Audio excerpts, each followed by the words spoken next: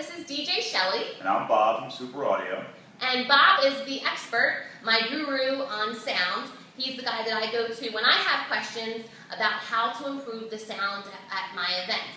So today, Bob is going to go over basic points for beginner DJs on how you can improve the sound at your events if you're just starting out.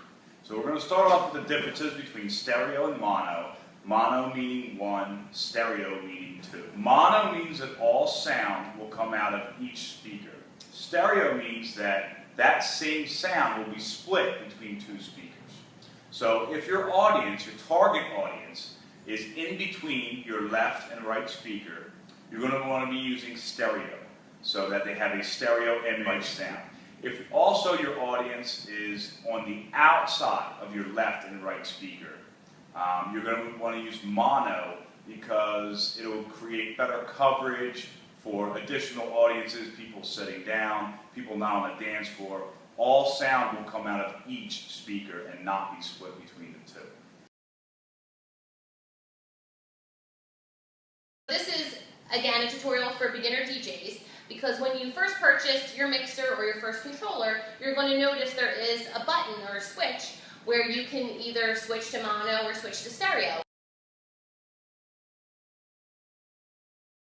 I know when I very first started out as a DJ years ago, I really didn't have any idea what this meant. So again, we're here just to bring you tips to help you improve the sound at your event. So tip number 2. I have no clue what I'm supposed to say right now. Tip number 2, when are the situations that we should use mono versus stereo? So in certain custom situations, depending on your event, you're going to have multiple listening areas, which mono is going to greatly help you out with because you could have a dance floor in one area and a cocktail hour or cocktail area in another location. And you can point your speakers in completely different directions in mono and cover both areas. With stereo, the people in those listening areas would only hear the left information, and the other people in the drink cocktail hour would only hear the right information. Using mono will allow you to cover both areas simultaneously. Okay, so now we are going to cover tip number 3, the Allison Effect. Sometimes when you have odd rooms and cancellations of your sound, you're going to create nulls. So now what is an odd room? An odd room has hard surfaces. Every room has challenges. So a basic form of EQ to equalize your room and to cancel out these nulls that are going to happen is to position your speakers in such a way that we're not creating nulls or we're not creating the Allison effect, which is cancellation of frequencies. Those nulls are scaring me. Yes. So, if you notice that your highs aren't as crisp or that your lows aren't as present, you're going to want to change the position of your speakers and or change your sound mode. So let's say you have a stereo image, and it doesn't sound quite right. You change the toe of your speakers to change the angle at which they point in or point out.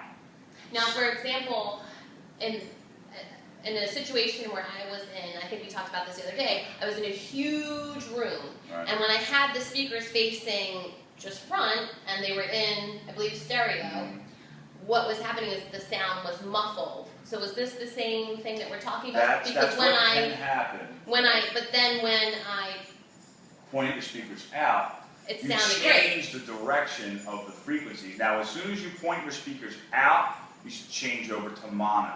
You don't want to be in stereo anymore. When your speakers are straight or toed in is when you're going to want to use stereo to create a left and right image. What happens is, as sound travels, it hits a hard surface, bounces back. That same frequency can then hit itself and collide, creating a null, creating the Allison effect. Okay, so there's no rule of thumb at every It's event. trial I'm and not error. going to set my speakers up the same exact way. Absolutely. It depends on the size of the room. Is the room narrow? Is the room small? Is the room large? It depends on how it sounds. You should create, yeah, absolutely, because this is what we're in. We're in the industry of sound. You should find a song that you know by heart, like the back of your hand, and then listen to that song at your event. If it doesn't sound right, now you start to play with your speakers. Change it from mono to stereo. In stereo, change the tone of your speakers to try and nullify these nulls. And there you have it. DeeJay Shelly and Bob from Super Audio, our short tutorial on the basics of how to improve the sound at your events if you are a beginner DJ. So if you enjoyed our tutorial today, please don't forget to subscribe to our YouTube channel, like us on Facebook, and follow us on Twitter, Sounds by Shelly. And Bob at Super Audio. Bye.